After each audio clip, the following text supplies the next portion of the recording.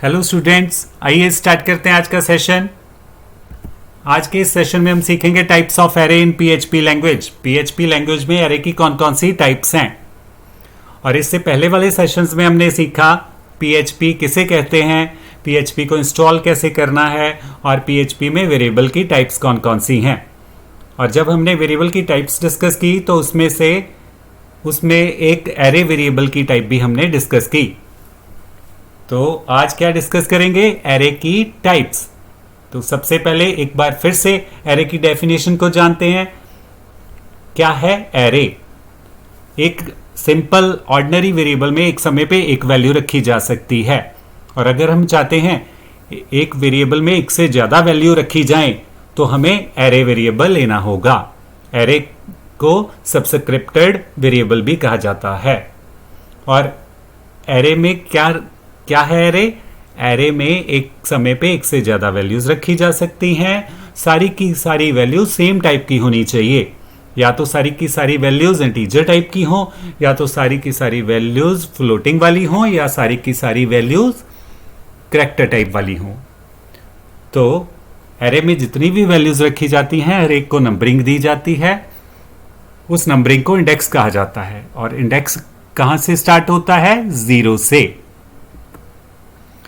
और अब सीखते हैं कि कैसे एरे क्रिएट करनी है। पहली टाइप हम डिस्कस करेंगे इंडेक्स्ड एरे। तो जब भी हमें पीएचपी में प्रोग्राम लिखना है तो पीएचपी का टैग लिखना होगा। सबसे पहले angle bracket question mark PHP, और इस टैग के बीच में पीएचपी की स्टेटमेंट्स लिखेंगे। तो अब हमें क्या करना है, हमें इंडेक्स्ड एरे क्रिएट करनी है। तो सबसे पहले हम एरे का नेम रखेंगे। तो एरे का नेम कैसे रखना है? डॉलर एरे का नेम। डॉलर हमने एरे का नेम यहां पे क्या रखा है? ए। फिर एरे के नेम को लिखने के बाद आपको इक्वल टू डालना है। फिर आपको हमेशा ARRAY लिखना है, और राउंड ब्रैकेट्स के बीच में आपको वैल्यूज लिखनी है, एक एक करके कॉमा डालकर, कुछ इस तरह से। तो यहां पे अब ए नेम की एरे बन चुकी है। ए नेम की एरे कौन सी एरे है? इंडेक्स्ड एरे है। इसमें एक से ज्यादा वैल्यूज रखी गई हैं, और हर एक वैल्यू की इंडेक्सिंग भी हुई है। 11th जो है वो 0 इंडेक्स पे है, 21 1 इंडेक्स पे। इसी तरह हर एक वैल्यू का एक इंडेक्स है। तो जब भी एक वेरिएबल में या एरे में या किसी भी वेरिएबल में जब हम खुद फिक्स्ड वैल्यूज रख देते हैं तो उसे इनिशियलाइजेशन कहा जाता है। तो इस तरह से यहाँ पे जो हमने एरे क्रिएट करनी सीखी है वो फिक्स्ड वैल्यूज वाली एरे क्रिएट करनी सीखी है। तो यहाँ पे हमने फिक्स्ड 5 वैल्यूज ए एरे में रख ली हैं। तो अब ए एरे में रखी वैल्यूज को प्रिंट कैसे करना है ये सीखते हैं। तो ये सीखेंगे हम यहाँ पे आज फॉर ईच लूप से। तो सबसे पहले आपको फॉर ईच लूप लिखना है। राउंड ब्रैकेट्स में आपको लिखना है एरे का नेम जिसे आप प्रिंट करना चाहते हो या प्रोसेस करना चाहते हो। तो यहाँ पे $A एरे का नेम आ गया। फिर आपको एज लिखना है, फिर आपको लूप का वेरिएबल लिखना है। लूप के वेरिएबल में एक एक करके वैल्यू आएगी, और हम इस वैल्यू के साथ जो भी प्रोसेसिंग करना चाहते हैं वो कर सकते हैं। तो आज हम प्रिंट करना चाहते हैं यहाँ पे फॉर ईच लूप के साथ। तो फॉर ईच लूप की करली ब्रैकेट्स के बीच में हमें स्टेटमेंट लिखनी होगी।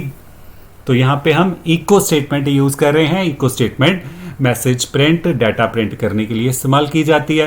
तो अब हमें लूप के वेरिएबल में जो भी वैल्यू आएगी वो हमें प्रिंट करनी है। तो इको के बाद हम $I लिख रहे हैं, और इस तरह से क्या होगा, फॉर ईच लूप वैल्यू को प्रिंट करेगा। सबसे पहले फॉर ईच लूप के $I वेरिएबल में 11 आएगा, 11 प्रिंट होगा। 11 के बाद हमें नेक्स्ट लाइन पे 21 प्रिंट करना है। तो इको के साथ हमें $n लिखना होगा। डबल कोट में /n क्यों लिखा? क्योंकि हम हर एक वैल्यू को नेक्स्ट लाइन पे प्रिंट करवाना चाहते हैं। तो इस तरह से फॉर ईच लूप क्या करेगा, एक एक वैल्यू $I वेरिएबल में रखता जाएगा और साथ में वो प्रिंट करता जाएगा इको कमांड के साथ। तो सबसे पहले $i में कौन सी वैल्यू आएगी? 11। 11 प्रिंट होगा, फिर $i में 21 आएगा, फिर $i में 31 आएगा, और तो फिर 41 आएगा, और इसी तरह 51 आएगा, और सारी की सारी वैल्यूज प्रिंट हो जाएंगी। तो ये फर्स्ट वे सीखा इंडेक्स्ड एरे क्रिएट करने का, एरे इनिशियलाइजेशन का। तो अब हम सेकंड वे सीखेंगे। तो अब भी हमने पहले वाला वे लिख लिया है 2 लाइंस में। तो नेक्स्ट वे सीखते हैं कि कैसे इंडेक्स्ड एरे आपको क्रिएट करनी है सेकंड वे से। तो सबसे पहले एरे का नेम लेना है। यहां पे हमने एरे का नेम NUM ले लिया, नम, $num। फिर आपको इक्वल टू डालना है और स्क्वायर ब्रैकेट्स के बीच में आपको वैल्यूज लिख देनी है, फिक्स्ड वैल्यूज।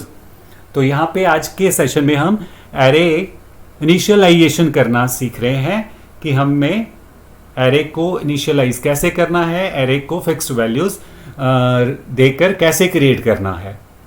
तो नेक्स्ट सेशंस में हम सीखेंगे एरे को डायनेमिकली भी कैसे हम क्रिएट करेंगे। तो आज के सेशन में एरे को फिक्स्ड वैल्यूज के साथ कैसे क्रिएट करना है ये सीखा हमने।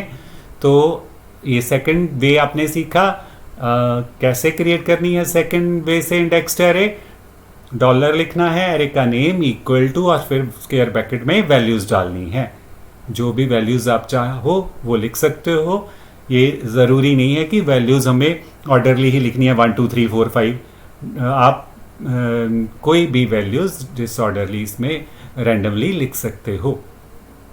तो अब इसको भी फॉर ईच लूप के साथ प्रिंट करवाया जा सकता है।